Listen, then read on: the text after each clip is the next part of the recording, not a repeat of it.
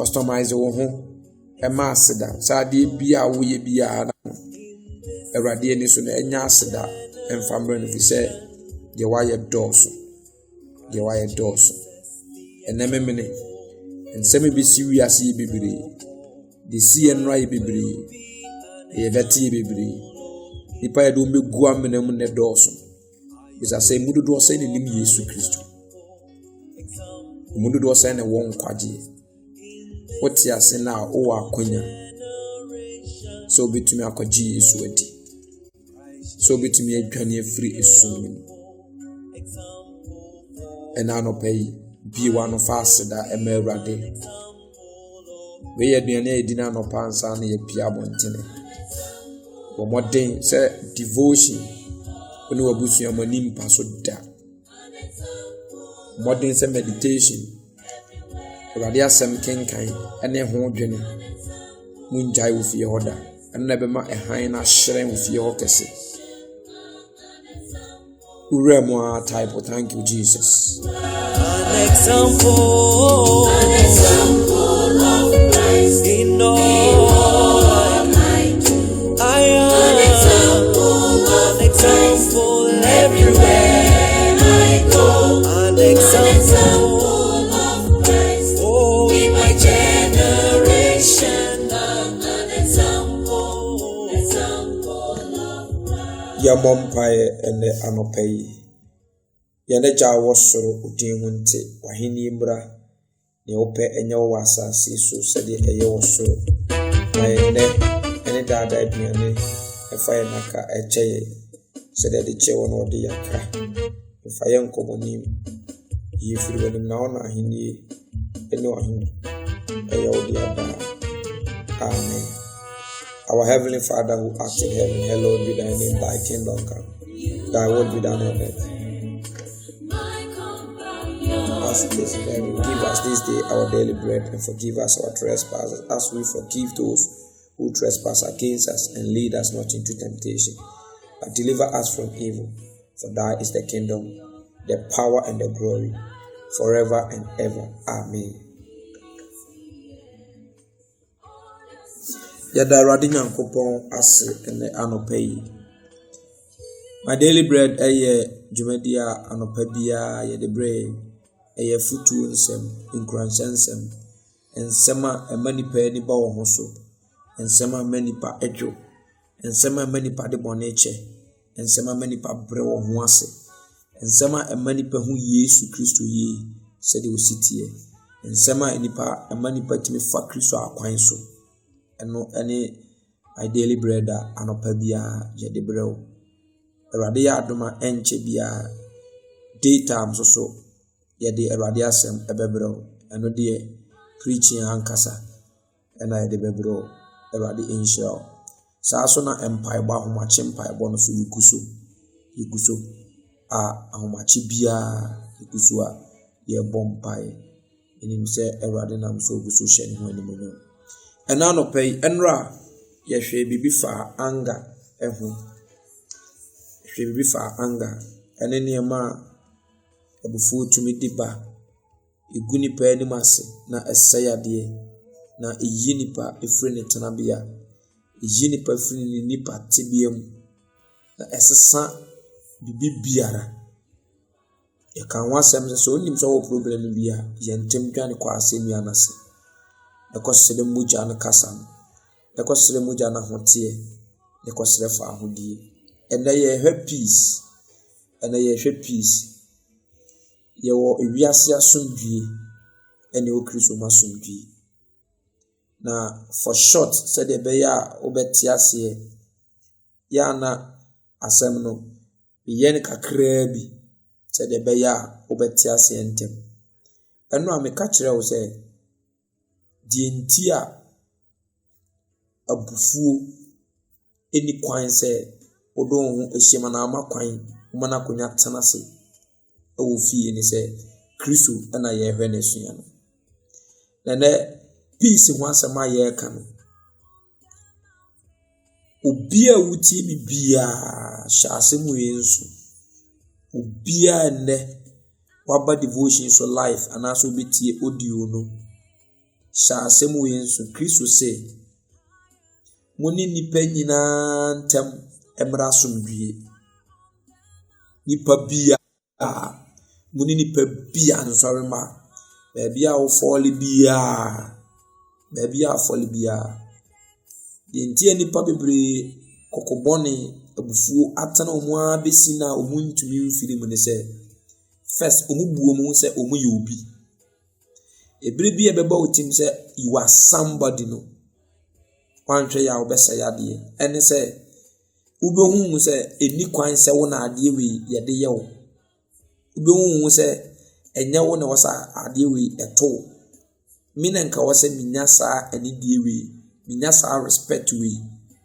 me ene nka wasa minya saa akonya we nipa we deserve se waka ebeba asomdie no our peace is Christ Yesu na de saa asomdie ne bae ne papa ntem ekwan be ne fa so o sacrifice enti wa utie mi se when to me and sacrifice our lefo no when to me and sacrifice say odi asomdie beba wade ni mu a into member one has to sacrifice for one another ti Jesus said dem kra to mam sa na mo so mo fa mo kra to mam ho it is a one sacrifice our society na wo mu no one sacrifice our wade ni one sacrifice one amfo no asori ni mu a peace will never come.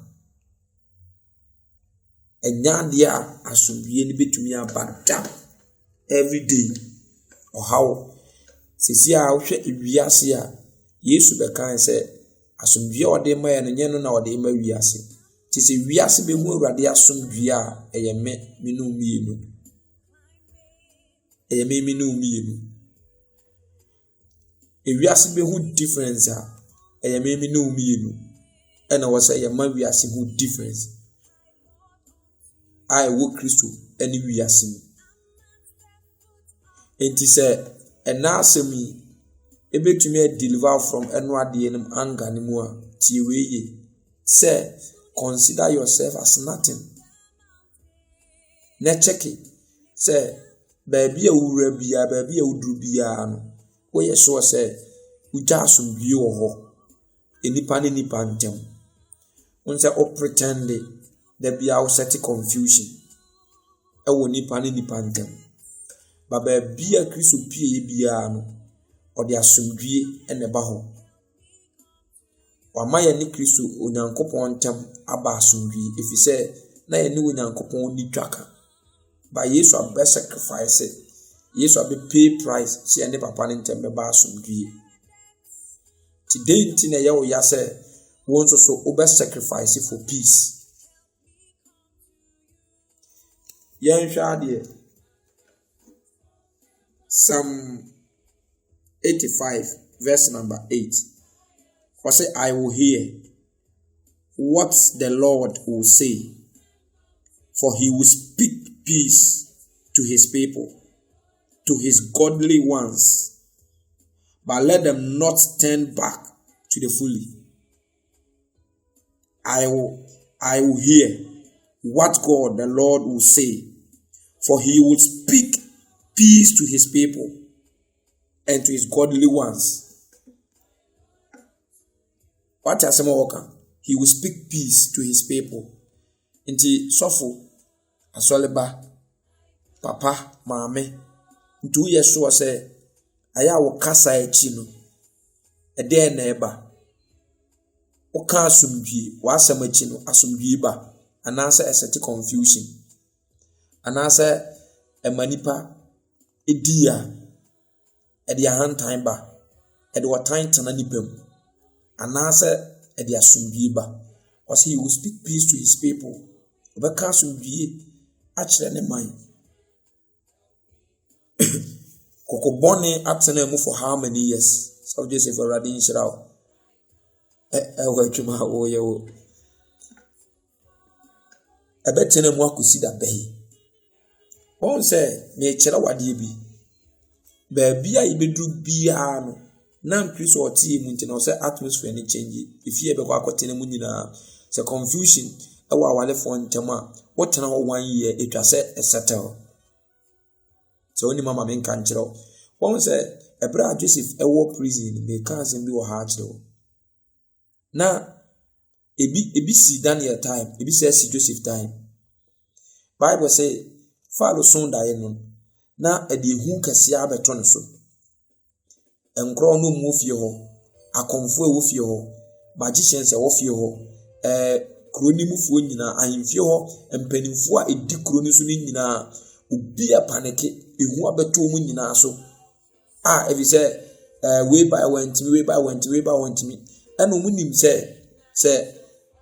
asomdwe bi ama na yɛ asekyerɛ ama na ne be kunkum nipa bi ba nim sɛ ɛbrɛ ebeyi Joseph free prison hɔ no a ɔkɔ no okoduru fie hɔ no a ɔmo kan di yɛ nsɛm ne nyinaa kyerɛ no Awurade a wɔte abɔfra ne mu ɛne wɔyɛ asomdwe ntini asomdwe ɔde nam no Joseph efiri fie hɔ no na obi ase de aso obi afunu mu ma peace aba hɔ nyinaa asomdwe aba hɔ nyinaa ɔhene ne bo atɔ ne yam akɔmfo ne bo atɔ yam obi ho atɔ no ɛnam Joseph owura hɔ nti asomdwe ewura hɔ nti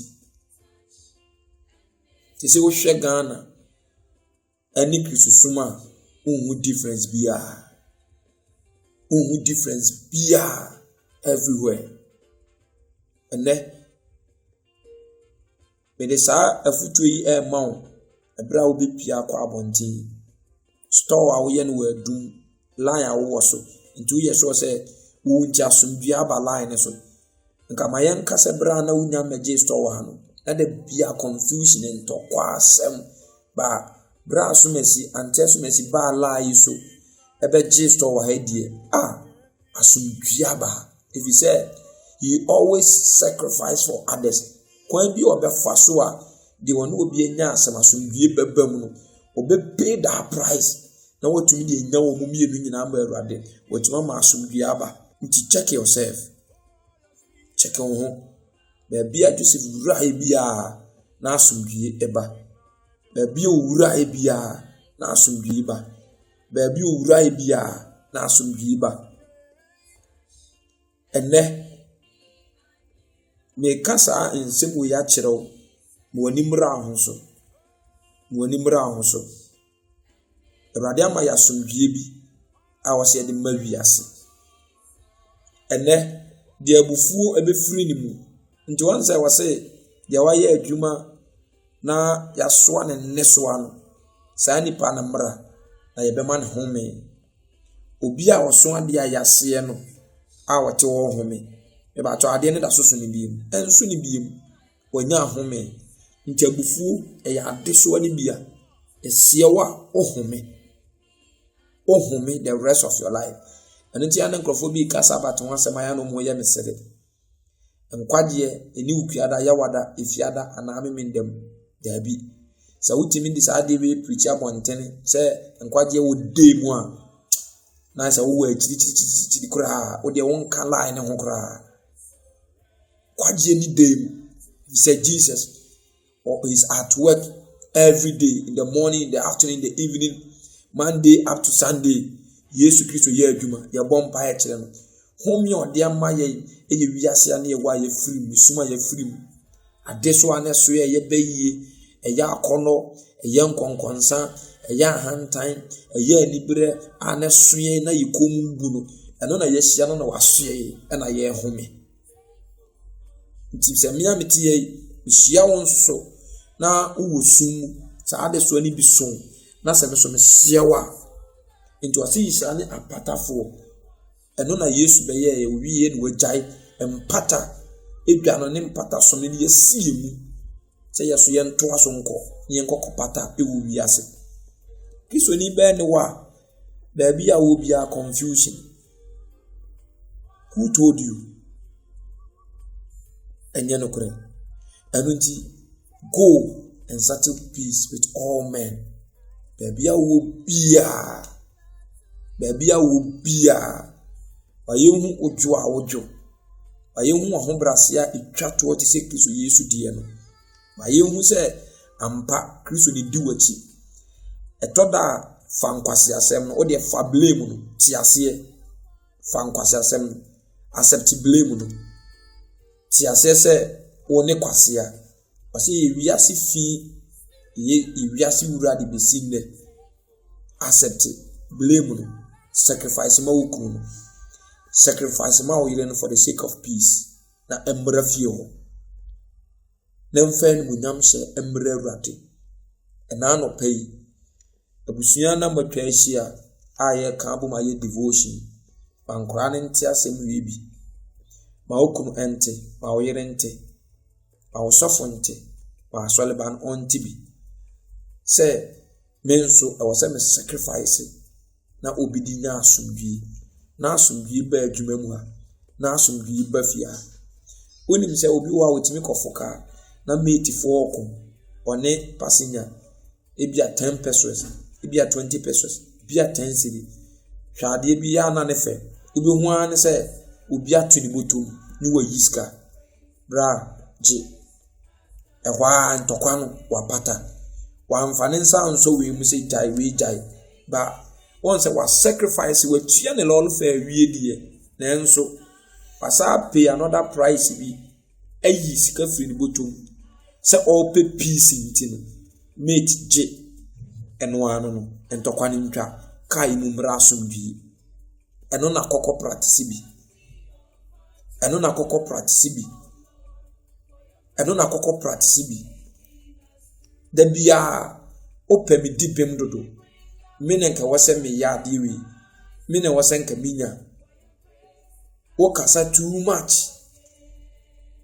Onhwehwa asomdwie. Okwa ha na akɔ pretend, okwa ha na akɔ disguise ho. Okwa ha na akɔ yesi, okwa ha into every day. O set confusion atunipa ene nipa ntam. Enye Kristo honhoma. Enye Kristo honhoma. Misrawo anopai. Weye afutu. Weye nida ho. Aya de ma.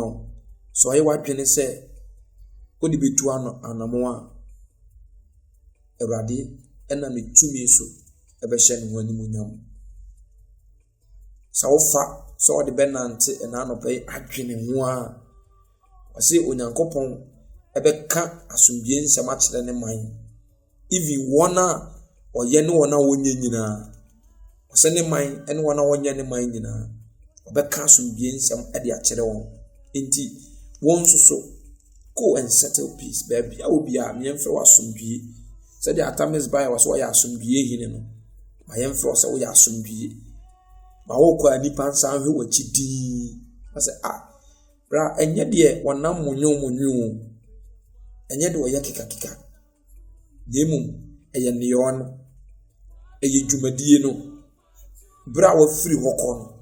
Fie na akɔhan wagya asomdwie wo papa ne yere ne ntem. Wagya asomdwie wo adwuma mu hɔ. Wagya asomdwie wo asafo na wo gyae no.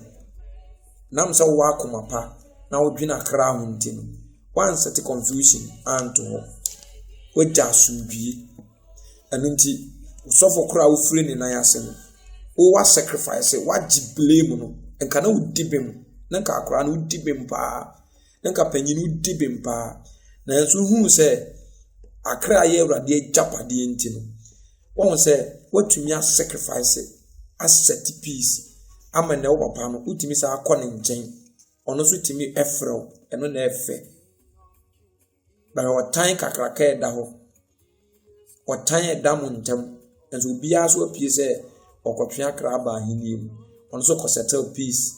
Ewo Nyankopɔn ene enipa ntem. Oboa nti ase wo yiwani asimpuna ansano akọ yudie ade na wo ye no bisa se nti se ye mia enkebe ye mede to ase de mo pese nipa nyama mo no so mo nya saa ma wo se nka wo na aya abofra se nka na aya panyina wo na wo ye owofo wo na aya owarefo bisa ho se ena ade we ye de emi enkebe ye mede enya wo de dia ose obi biara opeso ye Kristo Yesu suani no wantane na naja ni na busuani na wamfa na koma na hoɔden ne kra enyina na ɔno Awurade no ontumi owie no se dɔ yɔnko sɛ wo dɔ yɔnko sɛ wo ne yɛ honam to honam sɛdeɛ mede ade tiwa ɛbɛyɛ ɔya no se ɛmfa ntiw nia sɛdeɛ bitie gyema ɛbɛhyem no ɛmfa nua ntie gyem ba ɔdɔ na aka ne nyina waadwene wakoma wahoɔden wo kra de wɔse fa dɔ ɔno Awurade Nyankopɔn afɛ owia unia na ɔte wo nkyɛn na wohu no wɔse dɔ no sɛ wo ankasa ohu sɛde ɛkɔm de wa wote no saa na ɛkɔm de na ɔno so wote sɛde obi ka wachi asɛm a ɛyɛ wo ya paa no saa na ɔmpɛ sɛ wo so bɛka unia no so achi asɛm ɛyɛ simple sɛde onya animunyam a wopɛ no ɛyɛ ɔfɛ no saa na ɔsɛ hwehwɛ animunyam so ma unia no ɛno ano no deɛ wo honam bi a wonim sɛ ɔyɛ comfortable with it no ɔsɛ saa pɛpɛpɛ na unia no so yɛ bi ma no na ɛdɔ na aka ne nyinaa fam ɔno Nyankopɔn fam ɔno Jesus we nya ade a ɛden and so here's the case Amos nim sɛ ade we yɛ de yɛ na enkono na ɛyɛ nipa we ne kɛde ade we na enka ɔmpɛ enka na ninje ho enso yes tell ɔde bɛyɛ ne nua that's our problem now we are facing anunti there is no peace in Islamic asumdie eni ankramofuom asumdie eni mahalamfuom asumdie eni ewiasefuom asumdie eni buddhism asumdie ka kristosum na ose behwe bi wo ha enehwe a kristofo pro abie ama wiasefo hedan ni ehu de ekoso nyina obo say ye keka ye ho wo ho ye boro ye ho wo ho ye fighting for fame, name, popularity. Me die na ye, we die na ye. Kristo say obi anya papa. Ba ko pe na ye papa. Aso tini obi anya papa. Ba ko pe na ye papa. Ya hwe ya ye be sai niema. Ya hwe ya ye be bre gudabi. Enne mesero woni mura ahoso na wosi mache woni mura ahoso minim se afutuo kakra we Awurade betobo so aguso na ebeso aba befefe ba bia waseti confusion wagya hoko amanipa ehu amane wo ho sa come back na go settle peace with them nipa nim se yawo ene wa cause sa confusion go back e go settle peace na Awurade enhyira wo minim se Awurade be hyira kakra ya wati so wonam so ebe hye ne wani munyam na ebe siwie se de asu kraye ya me ya adoma ochina anopa ebe sa ato aso bia woko bia se woko ayi se woko wede Awurade ni wanim na onfa wonko onza omra so biem oma de woko ye bia enye yi wonyi suntudua emfiri wanim wonyi ahwease emfiri wanim wonyi achirisa na emfiri wanim de aye abambuo ye kokobone abufua ehyew so na ewie omu anigye no Awurade enyi mfiri mu na oma na nimunyam ne han endwarew o ba bibiara awoko o Jesus Christ with them sacrifice for peace na Awurade be hyira o ebe siwie e wo Yesu di amen.